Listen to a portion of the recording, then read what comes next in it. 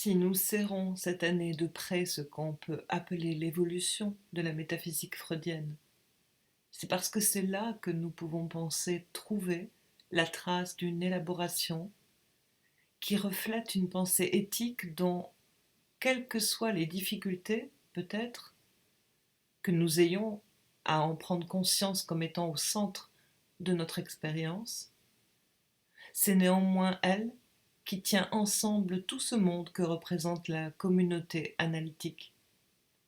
Et cette espèce de dispersion, on a souvent l'impression d'éparpillement, d'une intuition fondamentale qui par chacun est reprise par un de ces aspects. Si nous revenons toujours à Freud, c'est parce que Freud est parti d'une expérience. Nous pouvons aussi bien penser traduire par une intuition initiale, cette intuition centrale, l'intuition éthique qu'il y a dans Freud, je la crois. Pour comprendre toute notre expérience, pour animer aussi cette expérience, pour ne pas nous y égarer, pour ne pas la laisser se dégrader, je crois essentiel de la mettre en valeur. C'est pourquoi j'ai attaqué cette année ce sujet-ci. J'ai eu la dernière fois le plaisir d'avoir une sorte d'écho, de réponse.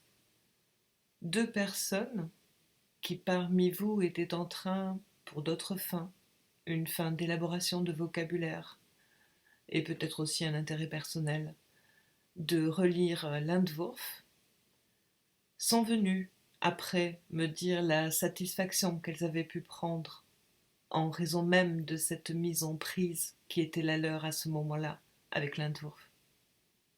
La façon dont j'en avais parlé, qui pour elles, peut-être, leur justifiait un peu de l'intérêt qu'elles avaient pu prendre à cette relecture. Et je n'ai eu aucune peine à me souvenir, parce que c'était un souci lancinant, que ce séminaire était un séminaire et qu'il conviendrait que ce ne soit pas seulement le signifiant de séminaire qui maintienne son droit à cette dénomination. J'ai demandé à l'un d'entre eux, puisque tous les deux sont particulièrement pour l'instant au fait de cet Entwurf, qui, comme le remarquait tout à l'heure Valabrega, il faut vraiment l'avoir frais dans la mémoire et l'expérience pour pouvoir en parler d'une façon valable. Est-ce très vrai? Je ne sais pas, car on finit bien par l'avoir, on finit bien par s'apercevoir que ce n'est pas si compliqué que cela.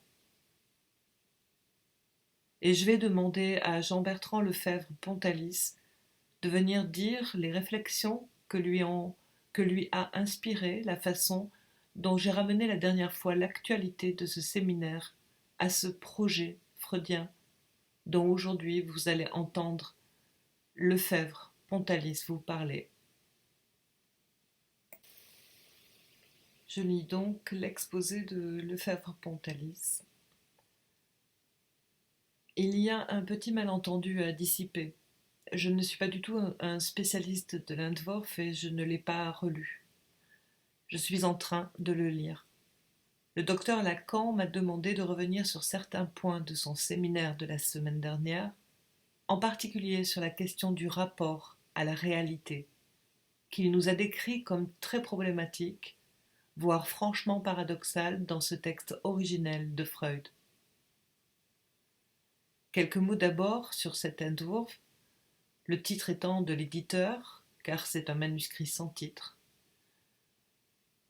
On tend à en faire maintenant un travail purement académique, un petit relais qui relèverait de la grande illusion du siècle dernier, qui n'est jamais tout à fait dissipée, à savoir, à chercher à imposer un ordre et des lois scientifiques en biologie par un recours systématique, parfois nettement forcé, aux notions et à la terminologie de la physique qui serait capable de donner, là où manque l'administration d'une preuve proprement dite, le sentiment de la rigueur.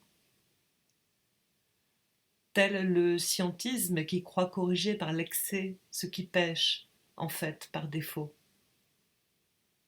Et il est frappant de voir que des gens qui sont payés pour bien connaître ce texte, à savoir les éditeurs de l'Entwurf, adoptent finalement un tel point de vue.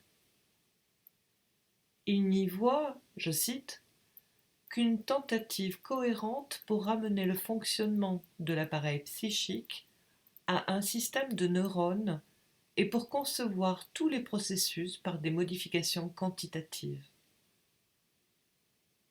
Tel est le point de vue des éditeurs qui ne voient dans ce texte qu'une tentative plus ou moins heureuse de synthèse entre les consignes transmises à Freud par la voix de Brück et la doctrine du neurone qui est en train de s'élaborer à cette époque comme unité fonctionnelle du système nerveux, de cellules spécifiantes, sans continuité avec les cellules adjacentes. J'ai le sentiment, que je vois que partage le docteur Lacan, qu'une telle façon de voir, qui répond bien évidemment au contenu manifeste du texte, conduit à faire du projet un texte qui n'a plus à ce moment-là de valeur qu'archéologique, qui n'est destiné tout au plus qu'à intéresser les historiens des idéaux de la psychanalyse et où on pourrait désigner l'annonce d'idées soutenues, élaborées plus tard sous une forme autrement acceptable. C'est ce point de vue qui se trahit dans les notes que les éditeurs consacrent souvent au texte. Même un auteur comme Jones, qui souligne l'importance du projet, auquel il consacre presque un chapitre de commentaires dans le premier tome de sa biographie, même un auteur comme lui cherche d'un mouvement contraire à réduire la portée du texte en voulant n'y voir finalement qu'une séquelle des premiers intérêts de Freud voués, comme vous le savez, à l'étude microscopique du système nerveux. Il décrit le projet comme un dernier effort désespéré pour se raccrocher à l'étude sans risque de l'anatomie cérébrale. Ce sans risque fait rêver. Pour un peu, on nous présenterait le projet comme une défense de Freud qui serait capable d'entraîner chez lui quelques répressions à la période analytique. Et le courageux, l'intrépide, le sublime serait alors, à ce moment-là, Breuer, qui, exactement à la même époque, 1895, pense et écrit que pour parler de phénomènes psychologiques, il convient d'utiliser la terminologie de la psychologie. Il dit, par exemple, parler de neurones au lieu de représentation, c'est une pure et simple mascarade, puisqu'en fait, au sein de nous-mêmes, nous remplaçons silencieusement le premier terme par le second. Mais il se trouve que Freud n'a pas collaboré à ce chapitre des considérations théoriques, des études sur l'hystérie, malgré ce que Jones affirmait. Il y a un témoignage de Freud qui est probant. Il dit « Je ne suis pour rien dans ce chapitre ». Donc Freud, en un sens, préfère cette mascarade que dénonce Breuer. Et cela vaut la peine de se demander pourquoi, d'autant qu'il ne faut pas oublier que les études sur l'hystérie, au moins pour leur date de publication, sont exactement contemporaines du projet, 1895. Ce qui veut dire que Freud a déjà, par son expérience thérapeutique et sa réflexion, découvert ces choses qui s'appellent la règle d'association, le transfert, la résistance, la remémoration, l'abréaction et ses limites, le pouvoir du silence, de la parole refusée et de l'interprétation de la parole donnée. Et sur le plan théorique, le rapport de l'affect et de la représentation, le symbolisme du symptôme, le refoulement, la censure.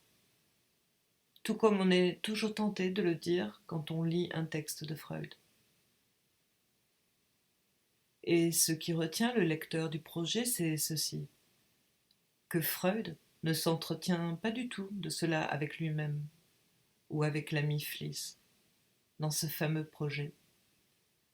Voilà bien le paradoxe premier qui saute aux yeux dès que simplement on ouvre ce livre. Cette référence aux études sur l'hystérie, donc, est surtout destinée ici à nous inscrire en faux contre la thèse qui revient à rejeter le projet dans la préhistoire de la doctrine freudienne. Freud est à ce moment-là complètement engagé dans sa découverte. Il a en main tous les éléments pour élaborer une théorie de la psychanalyse. Malheureusement, je n'ai pas eu le temps de comparer les vues de Brück, contemporaines du projet, avec celles du projet, et il construit dans la fièvre, dans l'exaltation que l'on sait, ce texte très difficile, entièrement déductif, avec des références les plus discrètes à l'expérience, et sans référence du tout souvent, et qui mériterait presque, avant même qu'on se soucie de son contenu, une étude de structure. Je veux dire voir comment il est, ce texte, lui-même fait. Et ce texte, nous avons comme Freud la plus grande difficulté à le situer. Ce n'est pas par hasard s'il est sans titre. Je pense donc qu'il ne faut pas du tout en émousser le sens en l'inscrivant purement et simplement dans la lignée des élaborations psychophysiologiques qui en sont contemporaines, par exemple celle Denzner, qui est un professeur de Freud et qui a publié en 1894 son propre Entwurf.